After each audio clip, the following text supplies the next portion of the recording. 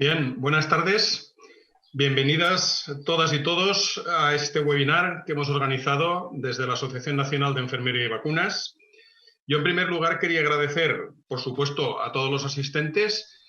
Quiero agradecérselo a todas las personas que han colaborado en la organización de este webinar, a todas las personas que han trabajado para difundirlo y para que llegara al mayor número de personas posibles, a los ponentes que tenemos aquí en esta reunión, y luego los presentaré, y también, por supuesto, pues a GSK por la colaboración para que pueda llegar a todos vosotros. A manera de introducción, estamos en un momento que deseamos enormemente y se está trabajando muy duro por conseguir una vacuna frente a coronavirus. Y parece que todo está enfocado sobre el coronavirus. Pero no podemos dejar de pensar que hay otras enfermedades y que, aunque en España somos un país privilegiado porque tenemos unas altas tasas de cobertura y muy pocos casos de enfermedades, algunas de ellas vacunables, pues no podemos olvidar, por ejemplo, que en el año 2018 se declararon casi 350.000 casos de sarampión en el mundo, de ellos pues más de 125.000 África, y que en Europa, en los países pertenecientes a la Unión Europea, en el año 2017 se declararon casi 15.000 casos. Rumanía, Italia, Grecia, Alemania. Quiero decir que no son países tan extraños a nuestro entorno.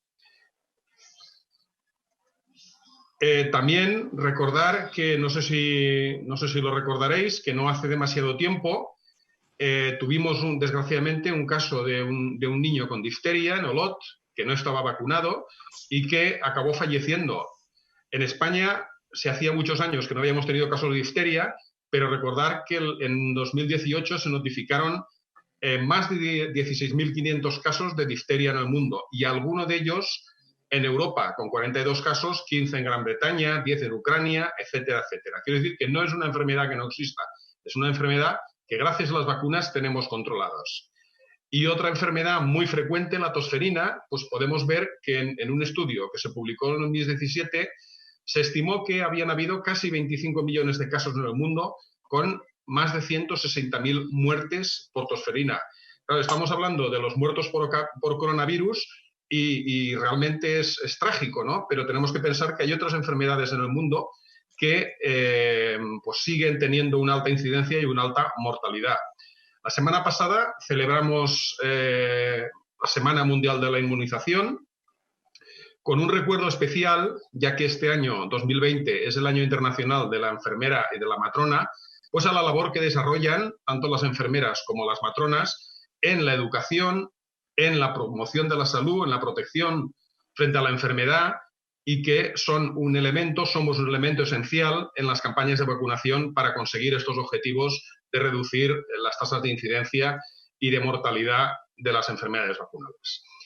Y hecho esta introducción, pues ya directamente voy a pasar a presentar a los compañeras y compañeros que nos acompañan en esta reunión. En primer lugar, nos hablará sobre el impacto del COVID-19 en los programas de vacunación el doctor Eliseo Pastor Villalba, que es especialista en Medicina Preventiva y Salud Pública, jefe de la Unidad de Coordinación y Promoción de la Salud de la Dirección General de Salud Pública y Adicciones de la Consejería de Sanidad Universal y Salud Pública en Valencia. En segundo lugar, sobre recomendaciones de vacunación infantil, nos hablará el doctor Federico Martinón Torres, jefe del Servicio de Pediatría del Hospital Clínico de Santiago, director de Pediatría Clínica, Infectología y Translacional del Hospital Clínico de Santiago, coordinador de la Unidad de Investigación en Vacunas y Ensayos Clínicos Pediátricos del Instituto de Investigación Sanitaria Santiago e investigador principal del Grupo de Genética, Vacuna e Infecciones y Pediatría. En tercer lugar, nos hablará de cómo estamos vacunando en el centro de salud y nos contará también su experiencia en este caso el doctor Luis Carlos Blesa Baviera, que es pediatra en el Centro de Salud Serrería 2 de Valencia y presidente de la Sociedad Valenciana de Pediatría. Y finalmente, nuestra compañera nos hablará de normas de higiene en la vacunación, nuestra compañera Begoña Reyero Ortega, que es enfermera gestora de casos del Servicio de Neumología del Hospital de Nuestra Señora de la Candelaria, en Tenerife, es presidenta de la Asociación Canaria de Enfermeros en Vacunología y vocal de la Asociación Nacional de Enfermería y Vacunas. vacunas. Como moderador, me va a acompañar en la moderación y en las preguntas a los ponentes nuestra compañera Inmaculada Sáez López, que es enfermera de la Unidad de Epidemiología de la Subdirección de Salud Pública y Adicciones de Álava y vocal de la Asociación Nacional de Enfermería y Vacunas. Y ya sin más, pues vamos a pasar la palabra a Eliseo para que nos haga su presentación. Quería recordarles a todos y a todas que tienen un correo electrónico que es preguntasanetback@gmail.com para ir realizando las preguntas a los ponentes. Y al final de sus intervenciones, pues abriremos un turno de debate para que nuestra compañera Inma les traslade las preguntas a cada uno de los ponentes. Y ya sin más, Eliseo, cuando quieras. Hola. Cuando puedas. Hola, buenas tardes a todas y a todos. Es un placer de nuevo estar con vosotros. En primer lugar, agradecer a la NAEC la invitación a este webinar y también a todas vosotras y vosotros. Yo lo que os voy a contar son los datos parciales y preliminares del impacto que el COVID-19 está teniendo en los programas de vacunación. Fundamentalmente aportaré datos de la Comunidad Valenciana, pero en conversaciones con otros compañeros hemos visto que esto está sucediendo en el resto de comunidades en unas proporciones muy, muy similares. La siguiente. Bueno, no se ve muy bien. Esto, bueno, no se ve, yo no lo veo prácticamente nada. Es el gráfico de la indicación de la Comisión de Salud Pública en relación a los programas de vacunación a nivel del Estado español, las recomendaciones de dicha sociedad. Fundamentalmente la siguiente. Esta es una recomendación que aprobó la Comisión de Salud Pública el 25 de marzo del 2020, una nota informativa donde se consideraban prioritarias la vacunación hasta los 15 meses, haciendo especial hincapié en las vacunas, en la primovacunación a los 2 y 4 meses y en la triple vírica a los 12 meses. El otro población objetivo prioritaria a vacunar era la mujer embarazada y el tercer gran objetivo era la vacunación ante casos de brotes y personas vulnerables. La siguiente. Podemos ver que se hacía hincapié que las citas se deberían de hacer por teléfono y en todas ellas se debería mantener el distanciamiento físico recomendado. Supongo que luego el compañero Luis hablará más sobre este tema y profundizará más sobre este tema. Se dejaba siempre abierto que el resto de vacunas incluidos en calendario, tanto en época infantil como en el adulto, se podían posponer hasta volver a recuperar la situación normal. Cada comunidad autónoma se dejaba libertad en función de sus medios y sus circunstancias para adaptar estas recomendaciones a su situación particular. Y a continuación, la siguiente, paso a comentaros algunos datos muy por encima. Yo lo estoy viendo muy mal en la pantalla, no sé si vosotros lo estáis viendo igual de mal, pero esto son el número de dosis administradas de las vacunas en los meses de marzo y abril del 2019 y marzo y abril del 2020 en la Comunidad Valenciana por grupos de edad, en el número total de dosis declaradas en nuestro sistema de información vacunal. En menores de 1 año, en personas entre 1 y 2 años, a los 5 y 6 años, a los 11 y 12 años y a los 13 y 14 años. Si podemos comparar, por ejemplo, en el mes de marzo del año 2019 se declararon más de 33.000 dosis de vacunas en menores de 1 año, mientras en el mismo mes del año 2020 apenas se declararon 26.000 dosis en menores de 1 año en nuestra comunidad.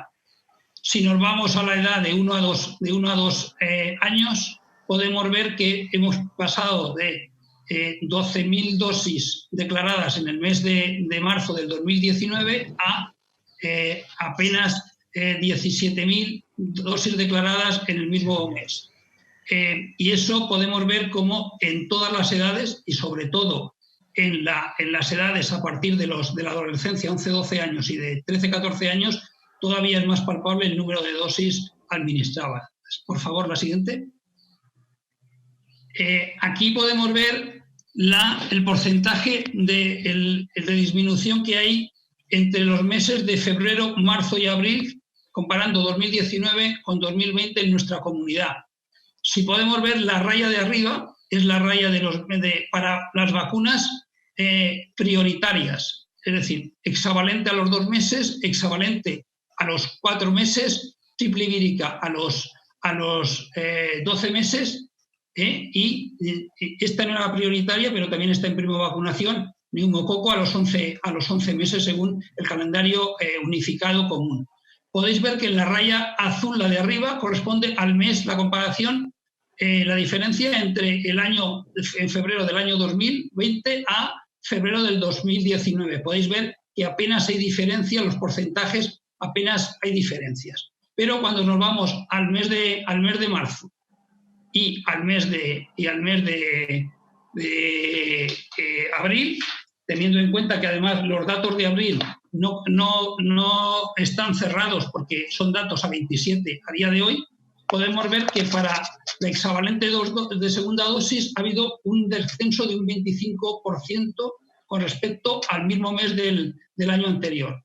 Para la hexavalente 4 meses, un descenso del 19%. Para la triple vírica, un descenso comparando marzo del 44% y para abril del 53%. Es decir, unos descensos muy importantes. La siguiente. El otro gran grupo que he puesto yo ha sido aquellas vacunas no financiadas, también comparando los datos de febrero, marzo y abril del año 2019 con los datos del 2020. Y en estas vacunas podemos ver que para el rotavirus, primera dosis de rotavirus, independientemente de la vacuna utilizada, mientras en el mes de febrero y comparando febrero y marzo del año anterior con este año hay una ligera repunte, en abril ya hay una bajada de un 29%. En el meningo B, primera dosis también, mientras en el mes de febrero hay un ligero incremento en el 2020 con respecto al 2019, ya en marzo y en abril hay unos descensos que llegan a ser, en el caso del meningo B, del 54% en el mes de marzo y de más del 300% en el mes de abril. La siguiente. Y luego, finalmente, el otro gran grupo de los recomendados de vacunación prioritaria era el grupo de difteria, tétanos, pertussis en embarazadas, la vacunación en embarazadas, y podemos ver aquí, comparando los meses de febrero, marzo y abril, para la difteria, tétanos, pertussis en embarazadas, en febrero tuvimos un descenso de un 8%, en marzo de un 5%, pero en abril sí que se ha notado mucho más, con un descenso de un 31%. Y si nos vamos a tétanos, difteria en mayores de 65 años, que no era un grupo prioritario dentro de las recomendaciones, nos encontramos que mientras en el mes de febrero hubo un incremento en febrero del 2020 con respecto a febrero del 2019, un incremento de pequeño, sin embargo ya en marzo el descenso fue muy grande, superior al 75%, y en abril el descenso ha sido de más de un 270%. ¿Sí? La siguiente. Estos datos, como os he dicho, no son únicamente de nuestra comunidad. Aquí os presento una diapositiva que me ha pasado mi compañera Mariló, de la Comunidad de Madrid, donde podemos ver para las distintas vacunas la evolución a lo largo desde enero del 2019 hasta abril de este año, donde podemos ver para cada una de las vacunas los descensos, y podéis ver que las cifras son muy, muy parecidas a las que he dado yo en el mes de marzo. En el mes de abril las cifras son un poco inferiores a las de Comunidad Valenciana, porque los datos estos corresponden a solamente las 2 primeras semanas de abril. Yo pienso que esto se está dando en todas las comunidades. La siguiente y última.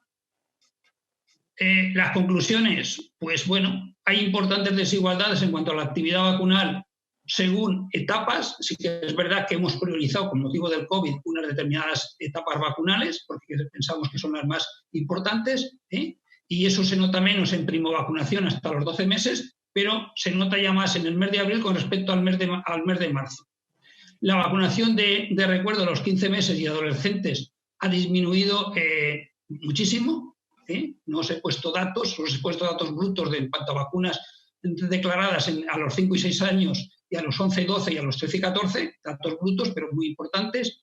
Y la vacunación en embarazadas también ha disminuido. En adultos estamos bajo mínimos la vacunación.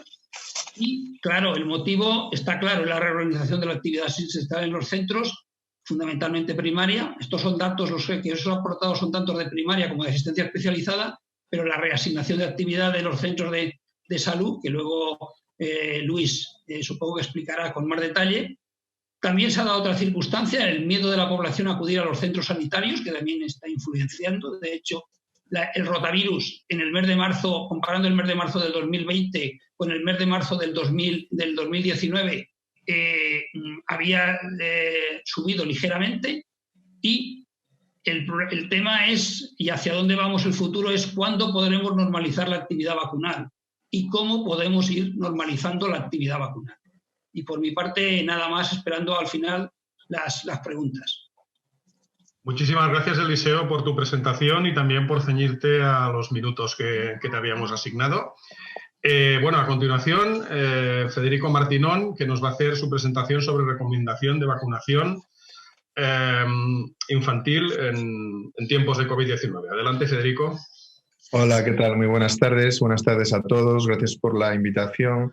Pues realmente resulta difícil hablar de algo que no es COVID en tiempos de COVID y, sin embargo, no por ello deja de ser oportuno e importante, y más hablar de vacunación frente a todo lo que no es COVID, ¿no?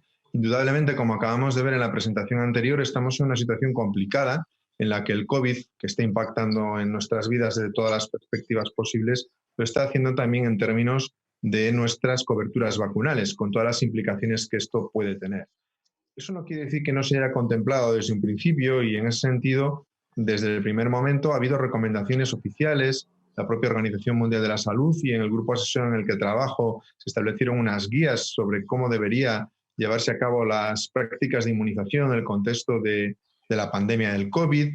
E incluso, esto está todo accesible en Internet, se establecieron guías específicas que podían adaptarse a las diferentes regiones y en diferentes escenarios, pero de la teoría a la práctica, desde luego, hay un trecho importante, ¿no? Primero porque cada situación, incluso ya no hablo entre países, sino dentro de cada país, cada comunidad, cada región, cada área asistencial dentro de una misma comunidad tiene unas peculiaridades diferentes, la situación epidemiológica es distinta y, hombre, no nos vamos a engañar en el contexto particular de España, como en cierto modo creíamos o se nos transmitió que esto iba a ser algo menor y transitorio y que como mucho sería posponer o retrasar la vacunación pues unos días, a lo sumo un par de semanas, ¿no? A día de hoy estamos viendo que esto no es así. Se añaden causas como el miedo, el que la propia población no quiere ir a las citas de vacunación, al margen de las restricciones y limitaciones que hemos impuesto por estas circunstancias, y el conjunto de todas estas cosas nos ha llevado a una reducción significativa de las coberturas vacunales, ¿no? En nuestro país también el Comité Asesor de Vacunas ya el 15 de marzo establecía unas recomendaciones sobre la importancia, la necesidad y la oportunidad de vacunar frente a cualquier otra enfermedad que no fuese el coronavirus en el tiempo del coronavirus, que debíamos mantener hasta cierto punto la calma y considerar como algo prioritario dentro de las actividades limitadas que teníamos que hacer en el contexto de la pandemia, priorizar la vacunación y la vacunación de segmentos específicos como los niños más pequeños, las poblaciones de riesgo, embarazadas, etc., ¿no? Posteriormente era el Ministerio el que ya publicaba, y yo creo que todos los que están viendo esta retransmisión estarán familiarizados, y si no también están disponibles en la web, establecía la priorización de qué vacunas no deberían suspenderse de ningún modo y deberían mantenerse en la medida de lo posible priorizadas y garantizadas independientemente de cuál fuera la situación epidemiológica y cualquier dispensación de servicios pediátricos, ¿no? Claramente se establecía como prioritaria la vacunación hasta los 15 meses para acoger todo lo que son las series primarias de vacunación y, por supuesto, y muy importante, la triple vírica. Luego estaba el grupo de vacunación en embarazadas y luego, por supuesto, cualquier grupo de alto riesgo, que por supuesto incluye las personas de edad avanzada, pero también incluyen los niños con comorbilidades o pluripatología, algo que además considero particularmente importante porque si bien el COVID específicamente en niños no parece tener más importancia o una importancia comparable a la que tienen el adulto, sí que en el niño con pluripatología, con comorbilidades, puede ser igual de grave que en los pacientes adultos. Bien, en este contexto nos podemos plantear una situación, como decíamos, transitoria, en la que, bueno, con unas altas coberturas vacunales como las que tenemos en nuestro país, con un control epidemiológico de las enfermedades inmunoprevenibles, pues esta posposición, este retraso en la vacunación de unos días, de a lo mejor en el peor de los casos un par de semanas, no debería tener impacto en nuestro circuito. Pero esto no es así.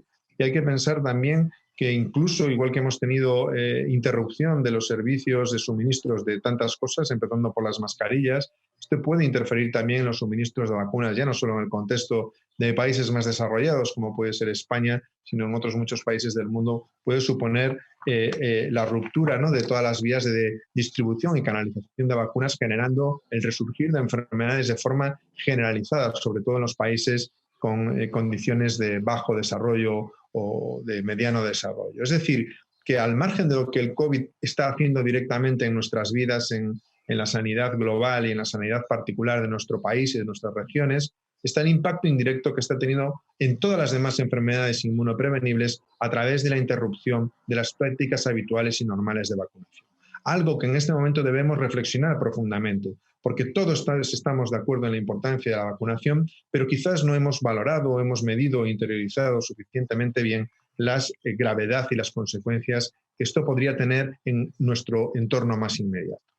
Creo que es un buen momento para abolir prácticas que no tienen mucho sentido y en ese sentido, ahora que es más difícil el acudir a las citas vacunales, ahora que es más difícil o que tratamos de reducir y minimizar el riesgo de exposición del vacunador y del vacunado, pues hay que utilizar el máximo número posible de vacunas en las visitas vacunales. Ha calado de forma incomprensible mucho en la práctica clínica, a veces siguiendo recomendaciones que son discutibles, el separar visitas para la vacunación, cuando esto no tiene sentido. Los ensayos clínicos que avalan esas fichas técnicas avalan esa concomitancia, se ahorran visitas, se ahorra esfuerzo, se ahorra sufrimiento para el niño. En definitiva, es un buen momento para retomar la vacunación normal y coadministrar las vacunas, tanto las del calendario sistemático como las que se administran a través de la recomendación del pediatra, evitando visitas innecesarias adicionales, ¿no? Creo que esto puede ser una ganancia positiva y que nos puede ayudar a hacer un rescate o un catch-up adecuado de las vacunas que hemos dejado de poner. Pero, y estoy terminando ya, es esencial no perder la perspectiva de que el objetivo de la vacunación es, por un lado, garantizar la protección individual de ese sujeto, pero además es mantener la inmunidad colectiva. Si somos capaces, que es difícil, de abstraernos en qué punto epidemiológico estábamos justo antes de que empezase el COVID, debemos recordar que todo el contexto europeo se estaba perdiendo la inmunidad colectiva para enfermedades como el sarampión, o estábamos en un franco incremento de casos de enfermedad como de tosferina, por ejemplo, ¿no? Es indudable que España, aunque todavía tenía interrumpida la transmisión del sarampión, y a efectos oficiales así lo es, no es distinta de los países colindantes, y estas bajadas en las coberturas vacunales de la segunda dosis, que debe estar por encima del 95%, nos puede poner en una situación de riesgo de recirculación del sarampión en nuestra comunidad, por poner un ejemplo en concreto. Es decir, tenemos que ser tremendamente cuidadosos y entender que ya no es solo el hecho de cada caso individual que se pueda producir, sino que el perder la inmunidad colectiva no es tan sencillo de recuperar como volver a vacunar a los que faltan, sino que puede llevarnos un tiempo y unas campañas de rescate de vacunación más complejas y más complicadas de llevar a cabo de lo que nos podemos estar imaginando, y que no consiste simplemente en revacunar a los que faltaban, ¿no? Pero además, y por un aliciente adicional de la importancia de la vacunación del COVID, tenemos que tener en cuenta que en el COVID-19 se producen también coinfecciones. Ojalá tuviésemos vacunas ya para el COVID, algo que todavía está lejos, pero en cualquier caso sí que estamos viendo que hay coinfección en los pacientes con COVID. Todavía son datos muy preliminares, no tenemos mucha información de calidad. Ahora se publica todo, cada casito clínico, cada serie de casos, pero bueno, hay datos que sugieren una influencia variable. A ver, parece, Federico, o como el virus de la gripe, ¿no?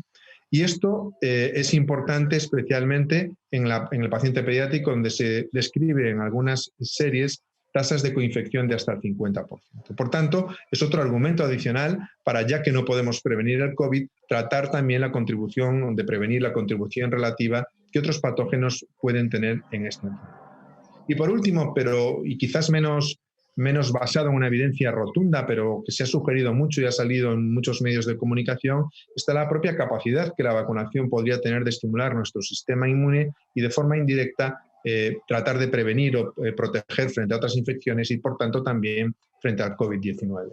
Esto es un tema amplio del que no me voy a parar ahora, pero bueno, llevamos mucho tiempo trabajando en mi grupo en lo que son las propiedades heterólogas o no esperadas de las vacunas, y bueno, de la que más ha salido ahora mismo en prensa es la posibilidad de la vacuna de la tuberculosis, a través de su capacidad de entrenamiento del sistema inmune por la reprogramación epigenética de los monocitos, el que pudiese tener un efecto protector no esperado en el COVID. Esto es absolutamente hipotético, no existe todavía ningún dato científico objetivo para COVID-19, pero bueno, es conveniente estudiarlo, es conveniente analizarlo, y de hecho estamos poniendo en marcha los estudios necesarios para hacerlo, ¿no? Y termino simplemente diciendo que hay cosas que podemos hacer, para ello nos tienen que dotar adecuadamente, pero hay cosas que se pueden hacer y lo estamos haciendo el personal sanitario. Nos faltan medidas de protección, nos faltan ciertas medidas anticipatorias, pero desde luego no se nos puede pedir más. Ahora bien, la única solución al COVID-19 pasa por la investigación, y creo que es necesario hacer una recapacitación y una reflexión profunda en la importancia de la investigación, que será lo único que definitivamente pueda resolver esta situación. Nosotros desde Santiago también estamos haciendo nuestro pinito, tenemos varios proyectos en marcha y estudiando fundamentalmente esta enfermedad desde la perspectiva del huésped, y esperamos poder aportar también nuestro granito de arena a la solución de este terrible problema que a todos nos está azotando. Y nada más, este es el grupo de trabajo al que pertenezco, mi grupo de investigación y mi grupo clínico, y que son los que nos permiten tratar de avanzar e investigar y aportar luz a un tema tan importante como es el del COVID. Bien, pues muchísimas gracias, Federico, por tu presentación y también por ceñirte de una manera muy adecuada al tiempo que te habíamos concedido. Vamos, si por favor quitas la presentación. Perfecto, muy bien. Pues nada, sin pérdida de tiempo, pasamos a la presentación. ¿Cómo estamos vacunando en el centro de salud? Que nos va a presentar Luis Blesa. Adelante, Luis, por favor.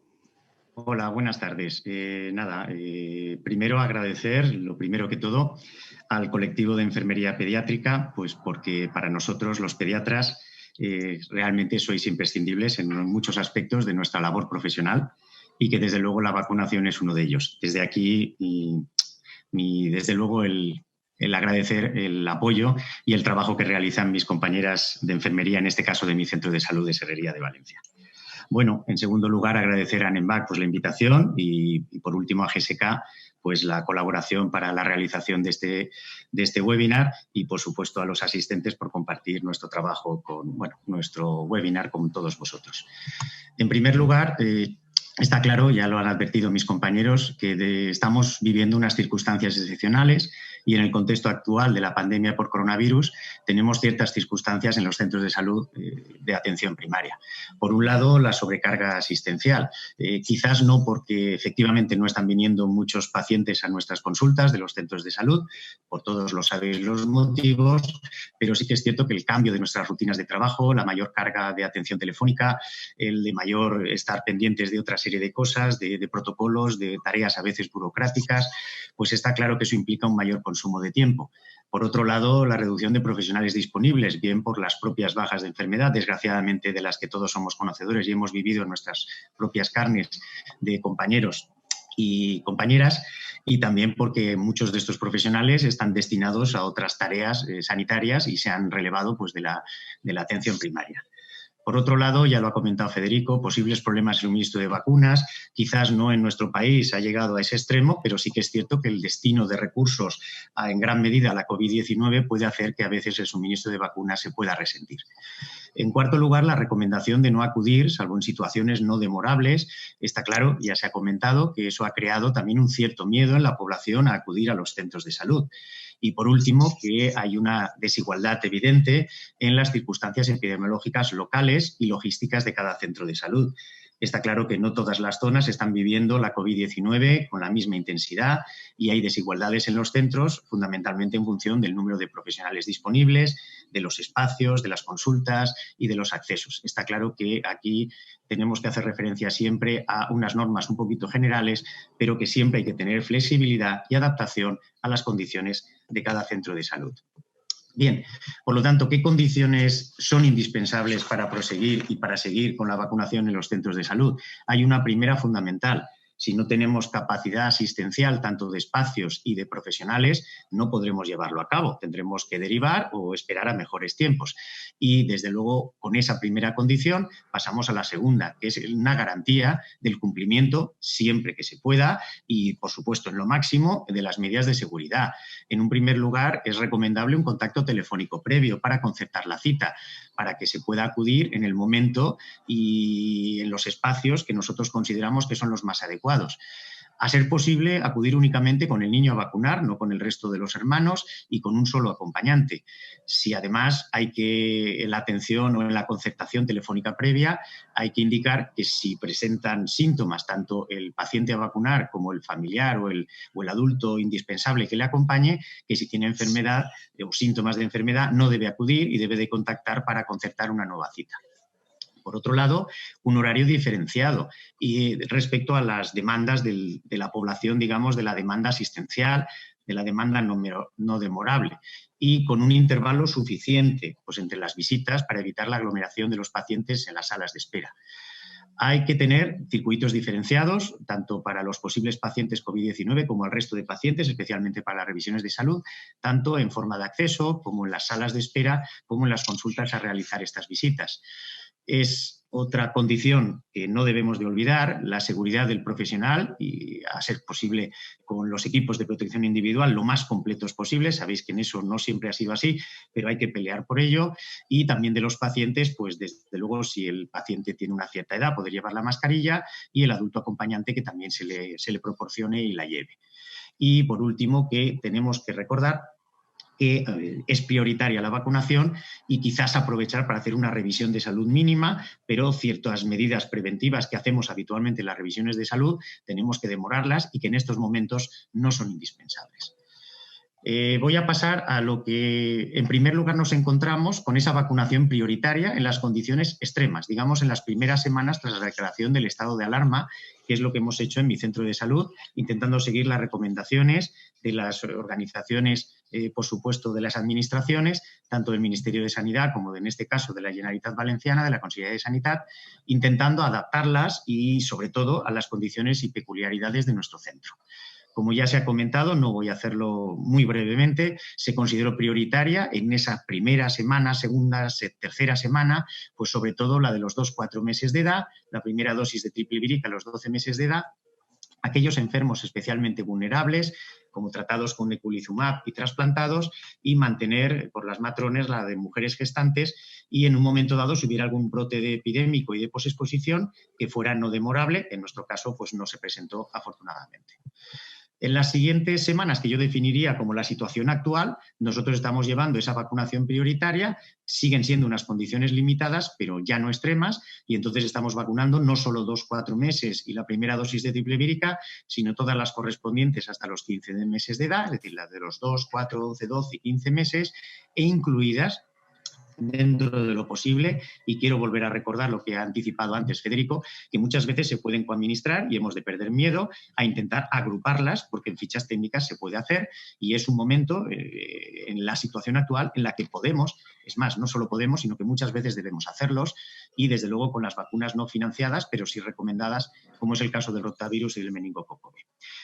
Pasamos ya quizás no solo a los trasplantados y enfermos con una medicación especial, sino a, digamos que hemos ampliado un poquito a enfermos crónicos y todo tipo de inmunodeprimidos, convivientes de adultos de mayor riesgo y se mantiene las mujeres gestantes y en este caso si tenemos algún brote epidémico y posexposición no demorable.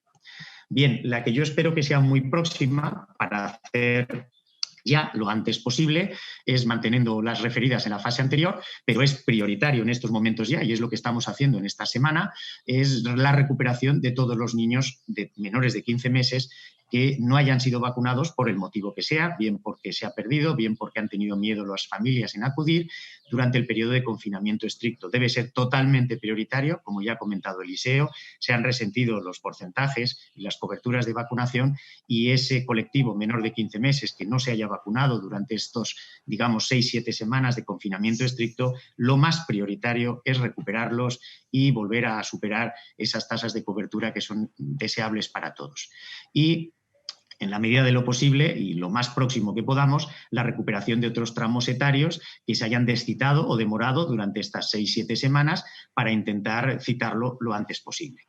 Y también se ha procedido a reanudar un poquito las vacunas de inmunoterapia, porque algunas de ellas ya especialmente estaban con unos periodos de mayor demora que no era recomendable.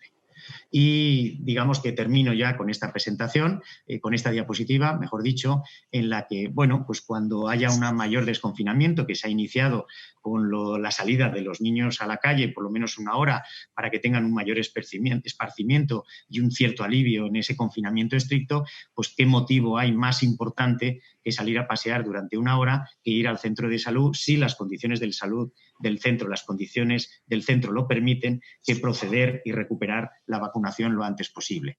Entonces, el objetivo, ya veremos a ver cuándo podrá ser, pues recuperación de las vacunas de todos los tramos etarios del programa de vacunación vigente, pero siempre teniendo en cuenta de una forma indispensable mantener las condiciones referidas previamente, es decir, la citación previa telefónica para concertar horario y lugar que sea el más recomendable para todos y con la garantía de medidas preventivas que ya hemos referido. Nada, muchas gracias y yo ya he terminado. Muy bien, Luis, muchísimas gracias. Yo creo que mantener las medidas preventivas en la vacunación es una cosa que nos ha venido y que nos va a durar mucho tiempo. Vamos a tener que mantenerlo un largo espacio de tiempo. En algo habremos ganado, ¿no? En una mayor calidad en la intervención. Me están diciendo que tenemos aproximadamente unas 1000 personas conectadas en estos momentos.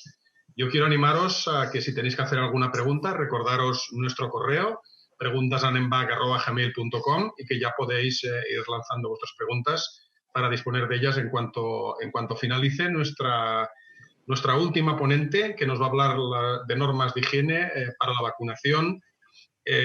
Adelante, Begoña, todo tuyo. Buenas tardes a todos. Antes de nada, dar las gracias. Gracias, José Antonio, por haber contado para pasar esta tarde. Gracias a todos los que están detrás de la pantalla, pues por hacer posible esto, que también es formarnos detrás de unas pantallas en estos tiempos que nos tocan. Y bueno, yo no puedo estar más de acuerdo con todo lo que han dicho mis compañeros. Indudablemente ya está más que justificado que hay que seguir con esa proactividad en la vacunación. Y a mí me toca pues dar el cómo poderlo hacer cumpliendo las normas higiénicas para la vacunación. La enfermera tiene como muy, muy presente hasta ahora, tenía muy claro y muy interiorizado las normas higiénicas para hacer una vacunación. Pero bueno, ahí hemos llegado a un momento de pandemia, una situación desconcertante que yo creo que nos hace ponernos un poco a volver a hacer un repaso y unas adaptaciones específicas para mantener fundamentalmente las coberturas vacunales en lo máximo de lo posible y siguiendo las priorizaciones que nos ha marcado el Ministerio, y recordando unas normas específicas que tenemos que tener en esta situación. Yo voy a empezar con las normas generales de higiene que nos han pedido, ¿no? o nos han dado la hoja de ruta del Ministerio, y en estas normas generales de higiene que tenemos que tener toda la población, específicamente en este momento de pandemia, pues podemos resumirlas tan fácilmente con este infograma que también está proporcionado por el Ministerio, y es lavarnos las manos con frecuencia. Luego veremos cómo hacer ese lavado de manos, evitar tocarnos la nariz y la boca para evitar este contagio, toser o estornudar cubriéndonos la boca y la nariz con el codo, usar pañuelos desechables para eliminar las secreciones respiratorias y, a su vez, este papel desecharlo en una papelera,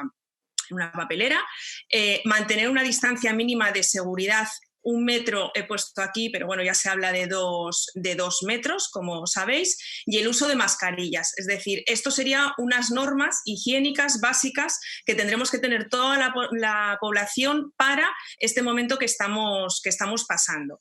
El lavado de manos, que lo hemos oído durante todas estas semanas, ¿por qué hacerlos? Volvemos a recordar, nosotros como sanitarios y en el proceso de vacunación tenemos intrínsecamente ya como adherido a nuestra cabeza que hay que lavarse las manos, pero esto es una situación de pandemia, con lo cual esto es una normativa o una norma higiénica que tenemos que tener todos ahora en esta situación, porque es la que nos va a hacer evitar este contagio, ¿vale? ¿Cuándo debemos de lavarnos las manos? Pues tras estornudar, toser, sonarnos, después de un contacto con cualquier persona, al utilizar el baño, al utilizar un transporte público, al tocar superficies, es decir, un casi continuo lavado de manos sería lo ideal. ¿Cómo hacer este lavado de manos? Pues es importante, lo tenemos yo creo por internet, pero bueno, vamos a hacer un repaso rápido, ¿vale? Nos echamos en la solución antiséptica o agua y jabón, ¿vale? Que es importante también recordar que el agua y jabón es uno de los mejores antisépticos para este lavado de manos. Empezaríamos por las palmas de la mano, frotando los espacios interdigitales con tranquilidad, sobre todo con cuidado y con atención, bien todos los dedos, uno a uno, todos estos espacios interdigitales, luego las puntas de los dedos y luego secaríamos las manos. Todo esto, que parece sencillo y lo hacemos a veces muy rápido, tiene que durar en torno a 30, 40 y hasta 60 segundos. Es decir, es un proceso minucioso que tenemos que hacer. No es un lavado simple, sino para que sea efectivo tiene que ser en un tiempo, con un cuidado, una atención determinada. Vale, el uso de mascarillas, que es otra medida higiénica en este momento de pandemia, ¿vale? Se colocarían primero un lavado de manos. Durante este proceso de pandemia deberemos de utilizar durante todo el tiempo cubriéndonos la boca, la nariz y lo que es el mentón, evitarse tocar la mascarilla, desechar la mascarilla una vez que ya esté usada y no reutilizarla, quitarnos la mascarilla y volver otra vez a hacer, una vez que nos quitemos la mascarilla, volver a hacer ese lavado de manos, y esta sería lo básico para el uso correcto de mascarillas. Bien. Esto estaríamos hablando de las normas higiénicas que tenemos que tener toda la población en esta pandemia. Como normas generales de vacunación, y esto es específicamente a lo mejor un poco como recordatorio, pero ya os digo que esto enfermería lo tiene bastante integrado en su práctica habitual, pero vamos a recordarlo. Las normas higiénicas o la correcta técnica de vacunación pues sería informar al paciente o al familiar de la técnica que se va a realizar, proporcionar intimidad y un ambiente seguro para este acto, preparar todo el material, volver a hacer este lavado de manos, o sea, hacer un lavado de manos, colocación de guantes, seleccionar la zona de administración de medicación, dependiendo de la edad del niño y la vacuna que se va a administrar, desinfectar la piel de la zona de punción, insertar la aguja con un movimiento rápido y directo, administrar la vacuna, retirar la aguja y desechar el material en el contenedor adecuado, registrar la vacunación en la historial del paciente y el asesoramiento a la familia en casos de posibles efectos secundarios o actuación. Bien, si combinamos estas dos cosas, que es de lo que se trata, es decir, es hacer esta adaptación de cómo hacer la vacunación en momentos de COVID, pues os invito a que veáis esta tabla que nos puede servir el cómo, manteniendo las normas higiénicas para la correcta vacunación en este periodo de COVID. ¿Vale? En el informar veréis que seguimos la misma guía que os proponía para hacer una correcta vacunación con seguridad y higiénicamente adecuada de la vacunación. Os propongo unas acciones que se añadirán para este momento específico de pandemia de COVID. Al informar al paciente o familiar de la técnica realizada, esto se puede hacer a través de las consultas telefónicas, como hablaba también nuestro compañero. Verificaremos si hay sospecha o no de los casos para invitar o no que ese paciente acceda al centro de salud. Esto telefónicamente se podría adaptar a esta situación. Cuando hablamos de proporcionar intimidad y ambiente de seguridad, indudablemente hablamos de proporcionar citas separadas, es decir, en un tiempo separado, que venga un solo acompañante efectivamente acompañando al niño, y si es un adulto que venga él solo, y indudablemente esto tendremos que valorar si el centro de salud puede proporcionar una seguridad a la hora de una zona limpia en el centro de salud, solución hidrogel, es decir, esto es verdad que lo tendríamos que adecuar según las posibilidades que se tengan o no en los centros de salud, pero si bien se puede, pues control de esta zona limpia en los centros de salud para poder seguir con esta actividad de vacunación. A la hora de preparar el material, las gasas, la reconstitución de la vacuna sería igual que siempre, más el uso de la mascarilla en el caso de la enfermera, que tendría que ponérselo durante los actos o asistenciales, ¿vale? Y siempre mantener una distancia de seguridad. En el lavado de manos y colocación de los guantes sería exactamente igual, mascarilla y distancia de seguridad. Seleccionar la zona de punción exactamente igual, ¿vale? Añadiríamos mascarilla.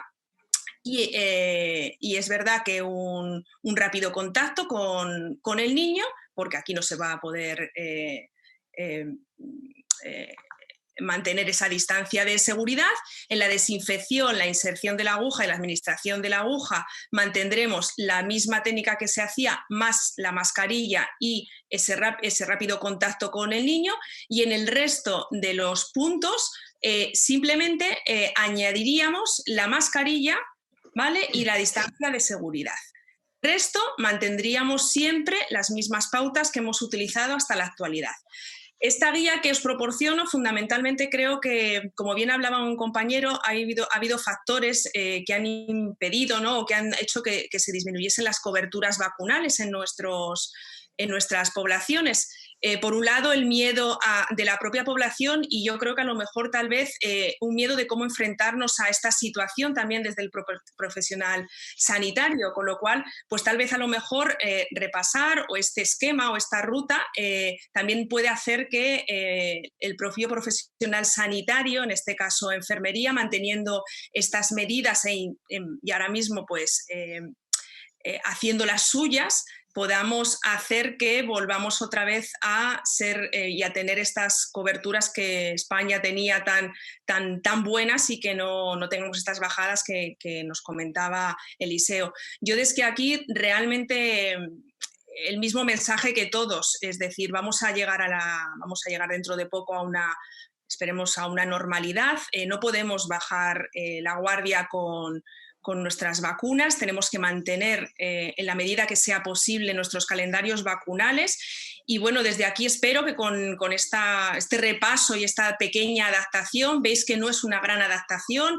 simplemente el uso de mascarillas, una distancia de seguridad, la adaptación de las zonas limpias de los centros de salud, podemos seguir manteniendo estas coberturas vacunales para no llevarnos sustos dentro de unos meses en relación a otras enfermedades, que no va a ser el COVID, otras enfermedades transmisibles.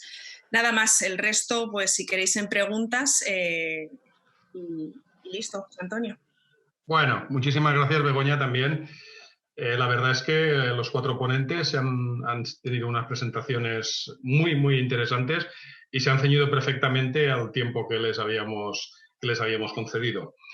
Bueno, me dicen mis compañeros por línea interna, que se suele decir, que he presentado a todo el mundo y no me había presentado yo. Y efectivamente, para aquellos que no me conocéis, bueno, yo soy José Antonio Forcada, soy enfermero, soy el presidente de la Asociación Nacional de Enfermería y Vacunas, soy el secretario de la Asociación Española de Vacunología y coordino en varios grupos de trabajo de vacunas, tanto a nivel del Consejo Autonómico de Enfermería como también a nivel de otras actividades que realizamos a nivel nacional. Bueno, pues ya me conocéis. Y sin más, yo le voy a pasar la palabra a nuestra compañera Inmaculada Sáez, que ya estará recibiendo preguntas a través del correo electrónico, pues para que comience a hacer estas preguntas a los ponentes. Nos dices a qué ponente va dirigida e intenta sintetizar las preguntas, y lo que sí que voy a agradecerle a los ponentes es que también pues intenten, a la medida de lo posible, sintetizar sus respuestas para tener la posibilidad de recibir el mayor número posible de preguntas. Y ya no hablo más. Adelante, Inmaculada, por favor. Hola, buenas noches. Bueno, en primer lugar, intentaremos a ver si pueden entrar todas las preguntas porque hay bastantes. La primera es muy cortita, es para Eliseo, en el que preguntan que en el primer gráfico que has puesto sobre la vacunación en todas las edades, a ver si estaban incluidas tanto las financiadas como las no financiadas. Y en segundo lugar, si puede haber influido en ese descenso de hasta 300% de las vacunas no financiadas como el meningo B, el que los niños estén en casa y haya una falsa sensación de que como no van a la escuela, tanto en profesionales como en padres, consideren que que haya disminuido el riesgo de contagio. Bueno, respecto a la primera pregunta, efectivamente incluye todas las vacunas financiadas, no financiadas y declaradas por el sistema público y por el sistema privado de la Comunidad Valenciana, más de 2.000 centros declarantes, ¿vale? Respecto a la segunda, posiblemente hemos visto, por ejemplo, rotavirus, que es una vacuna más amable en cuanto a la administración y tal vez no siempre siguiendo los criterios de los profesionales, que los padres han podido comprar esa vacuna y ponerla, pero seguramente sí que la han declarado, pero en su centro de salud. La percepción de riesgo es muy importante en el COVID y en las vacunas también. Vale, para Federico, ¿las vacunas COVID serán para toda la población? ¿Llegarán a todos los países a la par, al mismo tiempo? Bueno, si tuviera la respuesta a esa pregunta, lo primero que haría sería comparar acciones de alguno de los 85 candidatos vacunales que en este momento existen. Parece, Federico, Vamos a perder la perspectiva, el desarrollo en medio de una... ¿Sí? ¿Me oís? No, que parece digo que se que te corta el más, desarrollo sí. en medio de... Sí, digo que ojalá tuviera la respuesta, ¿no? La primera pregunta, lo que hay que saber es que hay un esfuerzo único sin precedentes, un esfuerzo coordinado con un paraguas de la OMS estableciendo todos los puentes necesarios para acortar a lo máximo los tiempos necesarios y los pasos regulatorios, etcétera. Existe también un blueprint para ver qué hay que hacer, qué no hay que hacer, cómo se tienen que desarrollar y que sigan los diferentes promotores. Pero aún así tenemos que tener en cuenta que el punto de partida de referencia es que el desarrollo de una vacuna, cuando funciona y va bien, es entre 5 y 10 años. Eso es el desarrollo de cualquier vacuna. Y que hay otras muchas enfermedades para las que llevamos trabajando mucho tiempo y no hemos conseguido vacuna. Con lo cual, la ventaja ahora es que hay un esfuerzo sin precedentes, que hay una coordinación de que todo el mundo está centrado en este esfuerzo y eso hace que a estas alturas haya casi 90 candidatos, de los cuales 6 ya están en experimentación humana. Una vez que esto vaya adelante, tiene que funcionar la vacuna. Los más optimistas hablan de, a partir de un año, tener ya un candidato vacunal sólido. Yo creo que es razonable y muy optimista pensar en tener una vacuna en un plazo de 2 años. Pero luego, y esto termino con esto la contestación, hay que tener en cuenta que yo tengo la vacuna, pero luego tengo que producirla y escalarla de forma masiva para poder llegar a todos los países. Con lo cual, esto añade un tiempo adicional que, bueno, no sé si España será el primer país en conseguirla, habida cuenta de lo que nos costó conseguir mascarillas, no sé cómo será para conseguir vacunas. Quiero decir, es muy difícil establecer, pero los tiempos, yo menos de 2 años, incluso yendo las cosas bien, veo poco probable que tengamos vacuna. Gracias. Luis, una pregunta. Dicen, ¿qué opinión te consideras el hecho de que para la vacuna de rotavirus hubiera una autovacunación por parte de los padres en domicilio monitorizados por teléfono con profesionales de atención primaria? Bueno, es una buena pregunta y desde luego es un recurso que en un momento dado es tentador el poder hacerlo, pero ahí no voy a hablar por mí mismo, voy a hablar por las recomendaciones del Comité Asesor de Vacunas y voy a ser muy breve. No está recomendado. No es bueno que se lo pongan en el domicilio porque aunque sea una vacunación de administración oral, no quiere decir que no tenga unas pequeñas pautas, una pequeña técnica y una pequeña forma de asegurarse que la vacunación se produce, se procede de forma adecuada y con la dosis adecuada, y que pueda haber pues un rechazo del niño, que la tire, que regurgite. Tiene que saber el profesional en qué momento ha podido regurgitarla o tirarla, y luego está el tema del registro, aunque los padres guarden el envase o la tal, y no olvidemos que sigue siendo una vacunación. Pero en fin, quiero ser breve. El Comité Asesor de Vacuna no recomienda, de la Asociación Española de Pediatría, no recomienda que estas vacunas se administren por las familias en sus domicilios. Bueno, pues un poco en esa línea, Federico, comentan que para los grupos de riesgo, estando como está atención primaria no tan colapsada como los hospitales y los servicios de medicina preventiva, si no sería una solución el enviar a las personas de grupos de riesgo con una vacunación específica a que se vacunaran en atención primaria.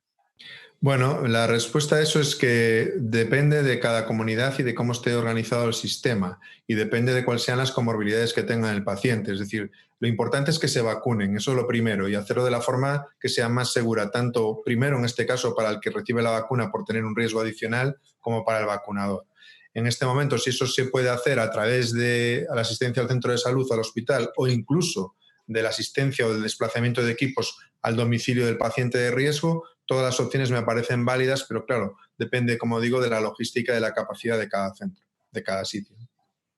Vale. Varias preguntas coinciden en el tema de la acumulación o el que se administren vacunas que, aunque no están pautadas en ese momento, si se pudieran coadministrar a la vez. Entonces, preguntan por el meningococo B en una de las visitas que acudan los niños, o bien a los 2-4 meses o bien a partir del año, y también hablan de la vacuna meningocócica tetra. Bueno, coincide eso, y además otra de las preguntas es quizá al contrario, ¿con qué vacunas no se deben coadministrar? Bueno, yo lo que tengo que... las fichas técnicas de las vacunas lo permitan, no hay ningún problema en coadministrar. Y eso quiere decir, si las fichas técnicas lo permiten, que no hay problema ni de seguridad ni de interferencia inmunológica entre las vacunas ni de riesgo para el sujeto. Que muchas veces se han hecho prácticas de separación de vacunas, pues por diferentes criterios, ¿no? Pero que en la práctica los ensayos clínicos que hacemos muchas veces con estas vacunas y con los que se licencian permiten esta coadministración.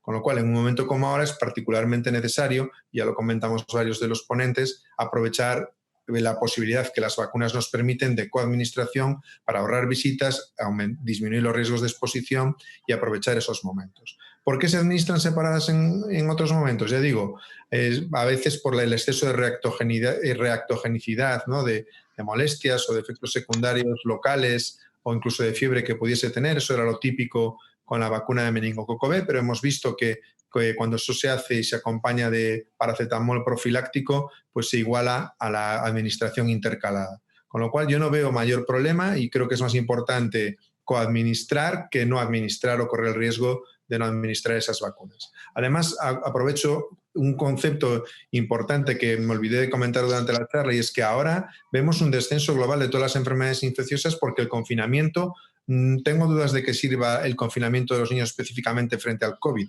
pero sí vale frente a otras muchas enfermedades infecciosas porque los niños no están en contacto entre ellos, no hay circulación de gérmenes, es decir, hay un descenso de las enfermedades infecciosas. Pero a medida que retomemos la actividad normal, repuntarán todas estas enfermedades y volveremos a la normalidad, con lo cual tenemos que ser particularmente cuidadosos en ese sentido. Vale, otra pregunta. Eliseo, comentan que dada la disminución habitual que hay en niños mayores de 15 meses, si sería el momento también de retomar la vacunación en estos niños y hacer una adaptación en esos calendarios. Bueno, lo ha dicho Luis, lo ha dicho Fede. Los servicios asistenciales están sobrecargados, primaria está sobrecargada. Vamos por pasos, vamos primero a asegurar la primovacunación y luego escalaremos a las dosis de recuerdo y luego a los adolescentes. Nosotros en Comunidad Valenciana afortunadamente tenemos un sistema de recaptación donde podemos ver quién se ha vacunado y no quién se ha vacunado, a qué personas no nos consta que se ha puesto la dosis correspondiente para la etapa vacunal y eso se puede hacer, pero eso va a depender mucho de los recursos humanos, fundamentalmente pediatría y enfermería, con lo que pueda contar cada centro de salud, cada zona básica, que es muy heterogéneo, como antes ha comentado Luis. Nosotros ya lo estamos haciendo, los procesos de recaptación a los 3-4 años, a los 5 o 6 años, a los 12 años, a los 14 años, ya los estamos trabajando, así como los procesos de captación activa de meningotetra, que en estos momentos están paradas naturalmente porque no es la situación de recursos que nos permita hacer frente a todos los frentes, valga la redundancia, en los que estamos en este momento. Muy bien. Preguntan si tiene alguna base tener la vacuna de varicela. En principio la pregunta es general, porque bueno, parece ser que la persona que hace la pregunta tiene conocimiento que en otros centros están posponiendo la vacunación de varicela con respecto o sea, en estos momentos de COVID. Pues yo, si queréis, con vuestro permiso, contesto yo.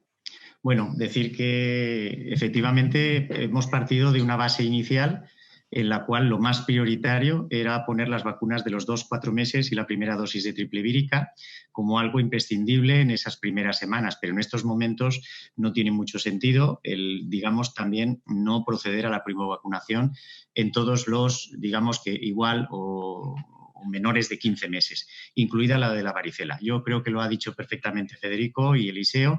Una cosa es mientras los niños han estado confinados, probablemente ha habido menor circulación de todo tipo de infecciones, pero está claro que esos niños van a empezar a desconfinarse y que, como hemos visto, sí que ha afectado a las coberturas de vacunación. Por lo tanto, yo creo que en estos momentos sí que es prioritario proceder a esa primera dosis de varicela y, es más, hacer una recaptación prioritaria debería ser lo primero, antes de pasar a otros tramos etarios, como también ha dicho Eliseo, de proceder a administrar la vacuna de triple vírica, la primera dosis, a aquellos niños que no lo hayan hecho durante el periodo de mayor confinamiento. Y yo aprovechar esta intervención para insistir en una cosa que creo que es muy importante, que ha adelantado Federico, que hay que perder el miedo a la coadministración, todo lo que sea permitido en las fichas técnicas, y es muy importante, sobre todo en el caso de ese miedo un poco quizás a la reactogenicidad de algunas vacunas, pues desde luego hay que perderlo y que efectivamente se pueden coadministrar y simplemente teniendo la precaución que si se trata de lactantes, pues a lo mejor la administración, por ejemplo, de la meningocócica B, pues debe de ser acompañado de una pauta preventiva de paracetamol, especialmente si estamos hablando de lactantes. Y también hemos comentado lo del tema de otras vacunas, como del rotavirus o de la tetraconjugada meningocócica, que también puede tener su importancia, quizás en las siguientes fases que empezamos a poder administrarla para todas aquellas familias que lo deseen.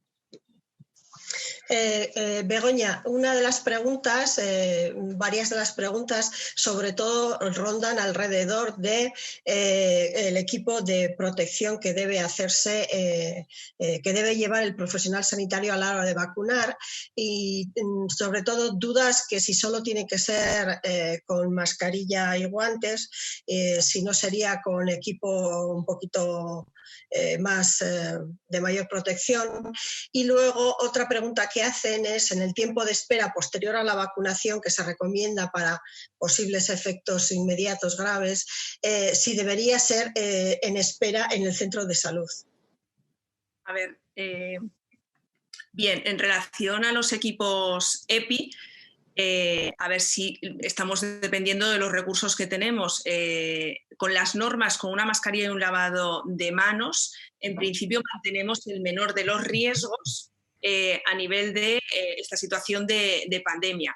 Si podemos utilizar máscaras, mejor, pero realmente a nivel luego de ropa o en principio con niños más pequeños, estamos hablando de niños chiquititos, con una técnica muy correcta, con una aproximación muy, muy pequeña. Si disponemos de los equipos, indudablemente yo voy a ser la primera que voy a pedir equipos y no reutilizables, pero estamos hablando de para poder seguir vacunando, ¿vale? En este momento de pandemia, con un lavado de manos que ya lo tenemos incorporado, es decir, el lavado de manos sí es verdad que lo tenemos incorporado, una mascarilla y si tenemos pantalla sería simplemente adecuado. Y en relación al tiempo de espera, tendré que recomendar lo de siempre. El tiempo de espera, en principio, tenemos que organizar la consulta para las citaciones, teniendo en cuenta la citación, ¿vale? En periodo de que no se acumule gente ni antes ni después, pero tendré que recomendar que la gente haga igual que anteriormente esa espera fuera de la consulta,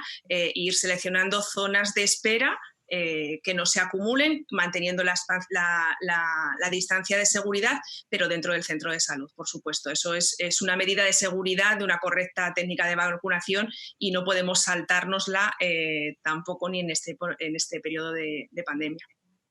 No sé si puedo aportar algo a esa contestación, que estoy totalmente de acuerdo con lo que acaba de decir, pero añadiría que tenemos muy poca información todavía sobre la dinámica de transmisión del COVID, ¿no? Y hemos asumido un papel del niño en relación a la cadena de transmisión y de ataque del COVID similar al de otras infecciones como la gripe. Sin embargo, los datos que tenemos preliminares no nos dicen que esto sea así, y que es más probable que el pediatra o la enfermera le pasen el COVID al niño que el niño a la pediatra o a la enfermera. Me refiero a niños asintomáticos o niños que van a nuestra consulta. Es decir, que realmente con las medidas de protección de los adultos en el entorno del niño sea probablemente más eficaz que al revés, ¿no? Entonces, en el contexto de la práctica de vacunación, con todas las medidas que se han expuesto, me parece más que suficiente, y que es más importante por la protección hacia el niño casi que al revés.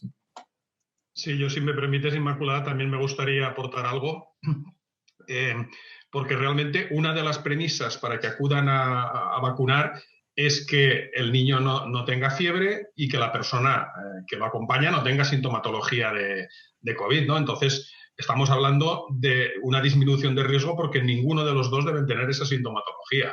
Por lo tanto, en principio, como bien dice Federico, el riesgo es mayor para ellos probablemente que para nosotros de esa posible infección, ¿no? Entonces, con la higiene de las manos, con la utilización de los guantes y con la utilización de la mascarilla, tiene que ser más que suficiente.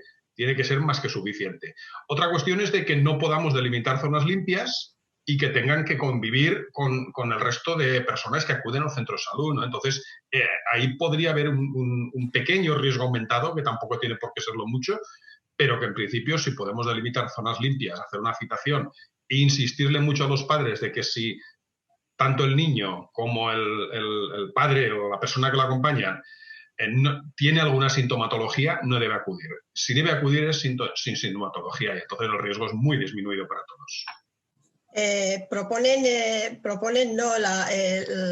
Una de las cosas que dicen sería, por ejemplo, la vacunación, como se hacen los muestreos, la vacunación en el coche, y cuál sería el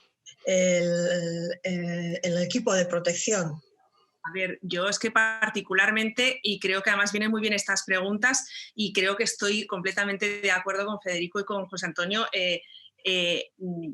vamos a perder el miedo los profesionales sanitarios también. Vamos a ver, el acto vacunal indudablemente es un acto en el que hay una convivencia de personas, en el que va a haber un contacto, pero tomando estas medidas que hemos hablado, unas medidas de higiene, unas medidas de contacto rápido, unas medidas de seguridad, guantes, mascarilla, lavado de manos, creo que es suficiente. Creo que no nos tenemos que inventar realmente otras alternativas. Dentro de poco empezamos ya una normalización, esperemos que estemos ya en la fase de pandemia, indudablemente, y es verdad, es lo que dice Federico, nos falta mucho por saber, pero tal y como van apuntando, con unas medidas adaptadas a las medidas que teníamos ya, yo creo que se puede perfectamente tranquilizar a la población, desde aquí tranquilizar al sector también sanitario, en este caso enfermería, a ir incorporando la vacunación siguiendo estas normas de,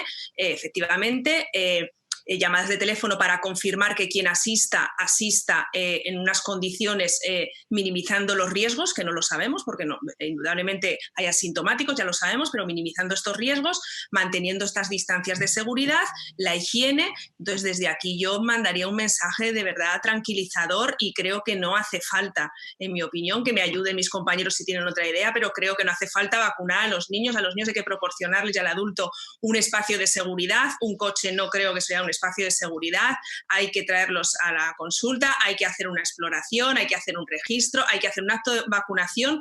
Estamos hablando de un acto serio, de un acto y una técnica que no, en mi opinión, creo que no hace falta hacer ese tipo de adaptaciones tan extraordinarias. Pero bueno, que algún otro compañero me eche una mano, que si creen que a lo mejor es... Pero vamos, yo creo que vacunar en un coche, yo soy proactiva en la vacunación y hay que empezar a vacunar a la gente, pero dentro de los centros de salud, es decir, dentro del contexto y la infraestructura que tenemos, y siempre y cuando, indudablemente, manteniendo esa seguridad, pero hasta ahí. Estoy de acuerdo, te doy la razón. Yo creo que es más importante invertir en la imaginación y en el esfuerzo en garantizar un circuito limpio y un circuito sucio dentro de cada centro en la medida de lo posible, que eso que serían situaciones, no sé, poco controlables, poco controladas. Yo creo que es más importante invertir en establecer circuitos independientes. Totalmente de acuerdo con lo que ha dicho Federico y con lo que ha dicho Begoña. Yo creo que aquí, si queremos hacer alguna acción más innovadora, pongámonos entre comillas, vayamos a lo que ha dicho Federico de intentar, y también Luis, de la de los 11 meses, 12 meses o 12 meses, 15 meses, unificarlas y ponerlas a la vez siempre que la ficha técnica lo permita. Ahorraremos consultas, ahorraremos tiempo y inmunizaremos perfectamente a la población.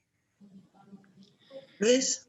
Sí, yo también quería decir que desde luego estoy de acuerdo en no hacer medidas extraordinarias y no nos olvidemos que tiene que haber una fase post-COVID. Es decir, que no tenemos que inyectar a las familias el miedo. Está claro que les hemos pedido a las familias que no acudan a los centros de salud, salvo situación no demorables, pero esto va a haber progresivamente un desconfinamiento y está claro que volver a las actividades y la forma de trabajar previa nos va a costar, va a ser unos meses, pero está claro que no todo se acaba en la patología con la COVID.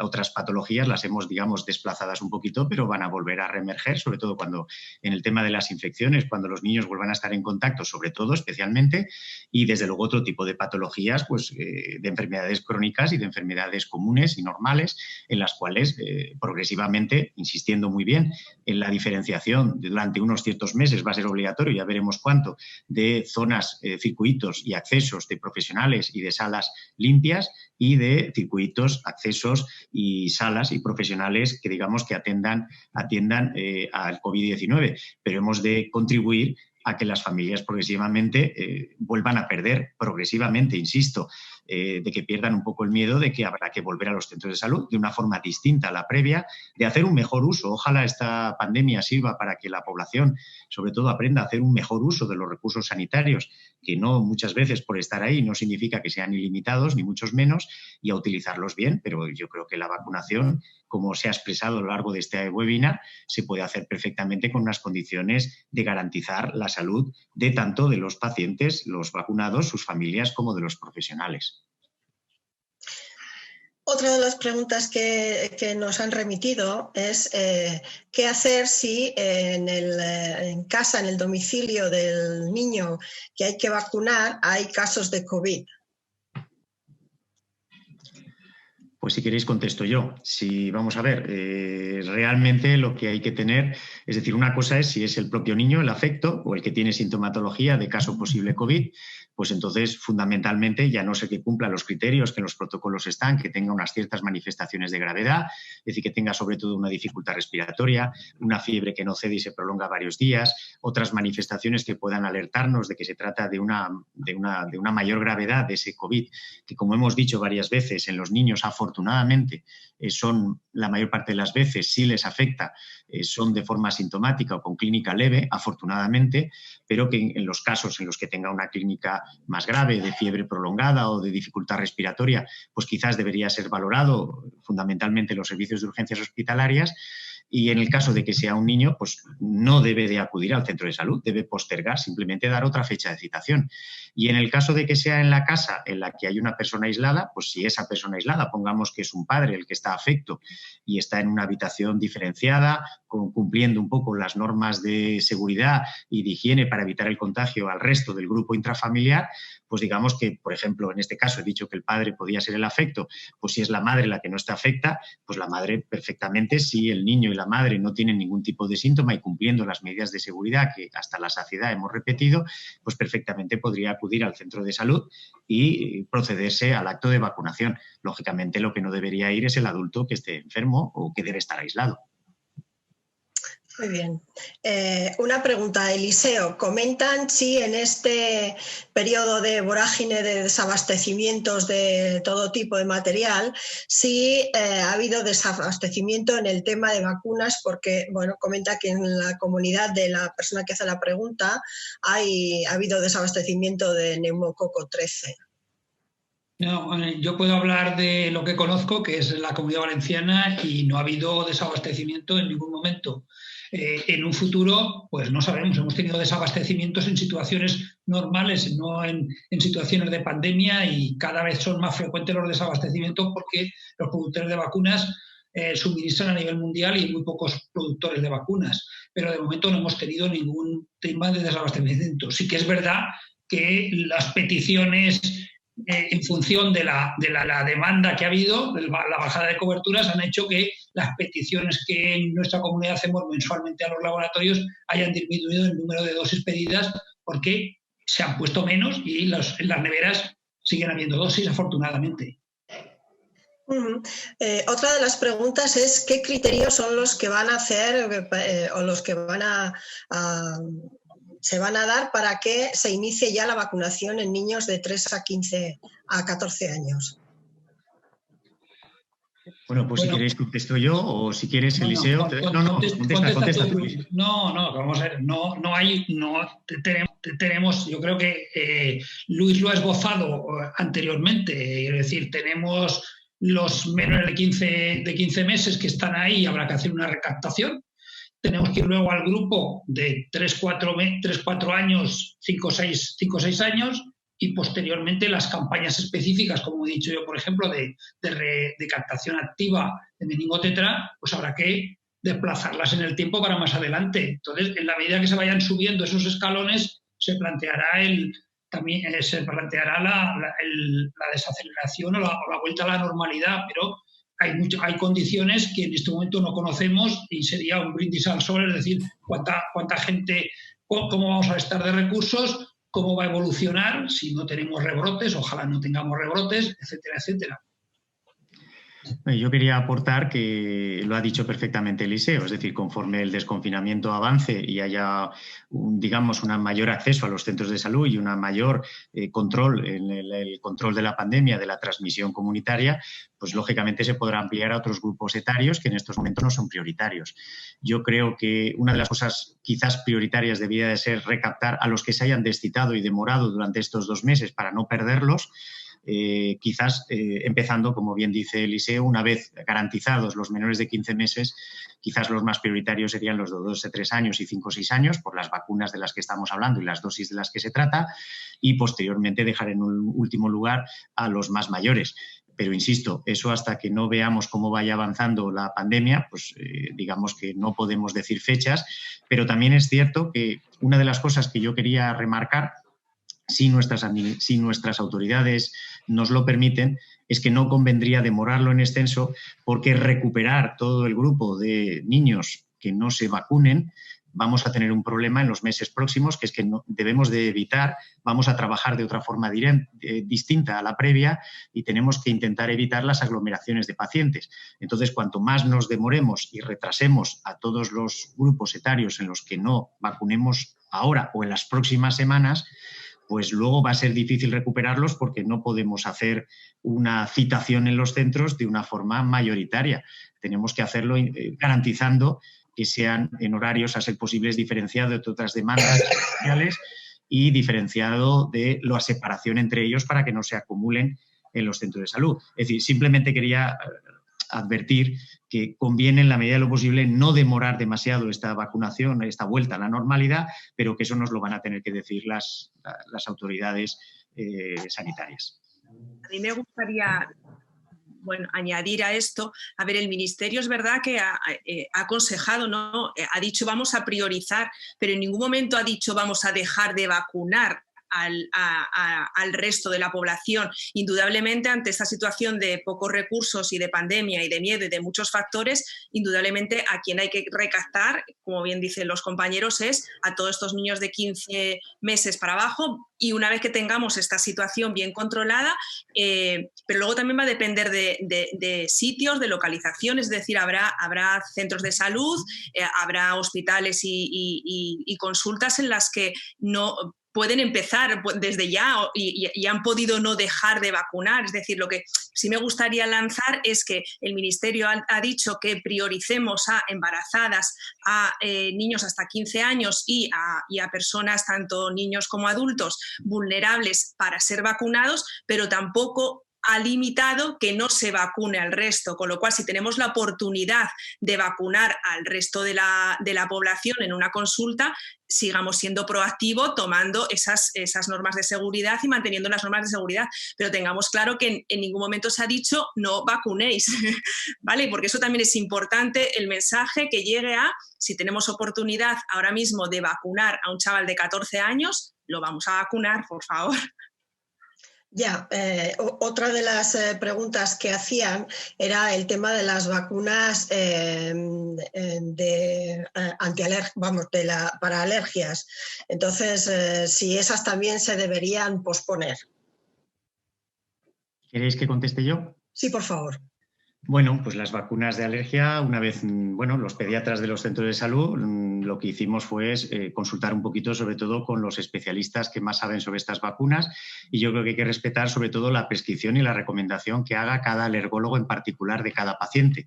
Sí que es cierto que se pueden dar unas recomendaciones más o menos generales, pero siempre supeditadas a lo que cada alergólogo que controla y que lleva esa vacunación inmunoterápica a cada niño en concreto es el que mejor le puede dar las pautas. Pero para aquellos casos en los que no se pueda consultar o haya habido, claro, no todos podían consultar y de momento rápido a su alergólogo qué se podía hacer, pues sí que hay unas pautas generales que las vacunas de inmunoterapia han cambiado las pautas de administración con las pautas RAS, de administración rápida, y que efectivamente las vacunas pues hay que priorizar en aquellas en las que estuvieran sobre todo en el inicio y en aquellos grupos de pacientes que tengan su enfermedad, probablemente un asma no controlado o inestable, en los que quizás fuera más prioritario el mantener en la medida de lo posible los tiempos de administración de las vacunas, pero en líneas generales, en la mayor parte de los casos, que no estén en el momento de inicio, que no tengan esa gravedad, es perfectamente posible el demorar esas vacunas de inmunoterapia, pudiendo haber perfectamente un retraso desde la fecha en la que teóricamente le tocaba poner la dosis de recuerdo, sobre todo en el mantenimiento, el que efectivamente pueda pasar sin ningún tipo de problema un mes y probablemente la mayoría de 2 meses.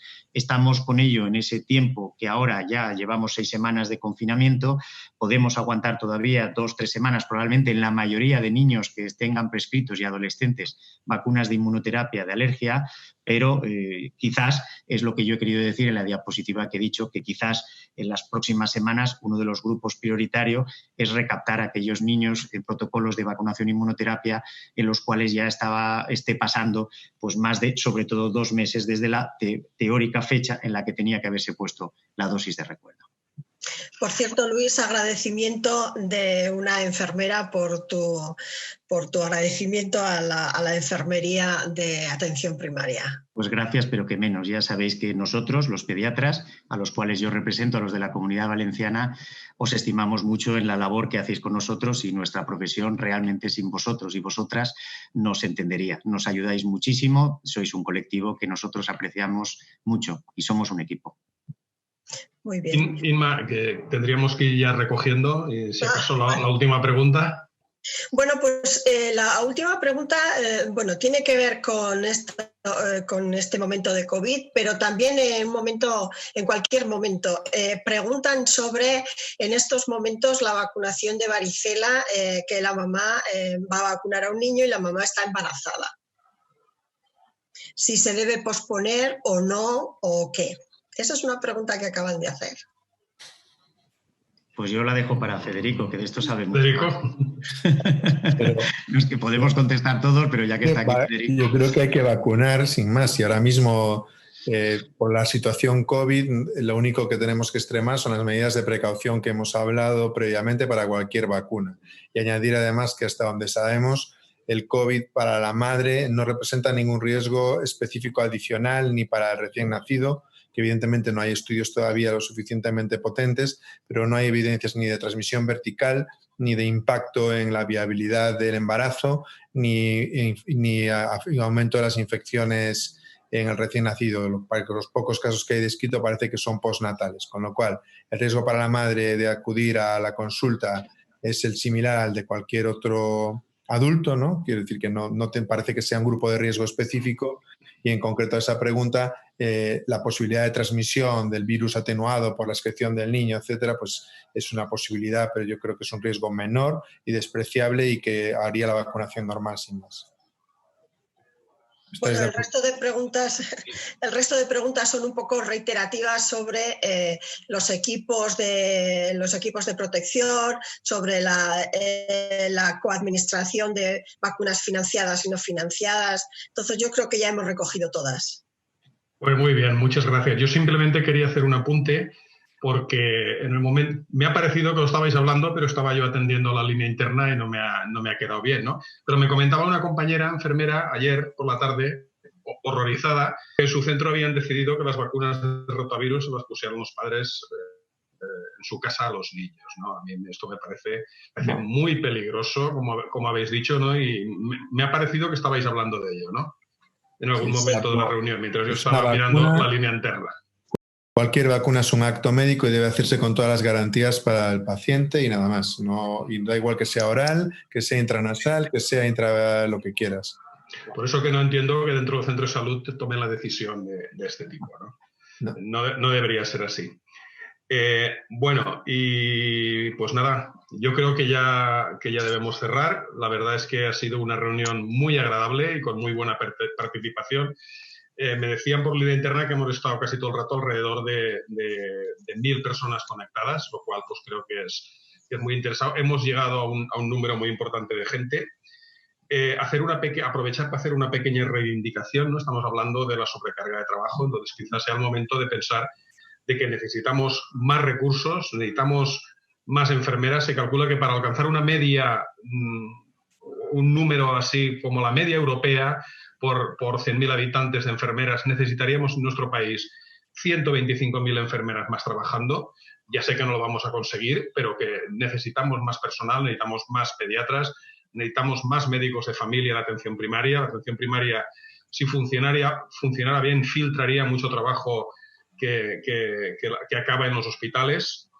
Por lo tanto, pues de esa manera también podríamos trabajar en la mejora de las coberturas vacunales, sobre todo en jóvenes, en adolescentes y, por supuesto, en adultos.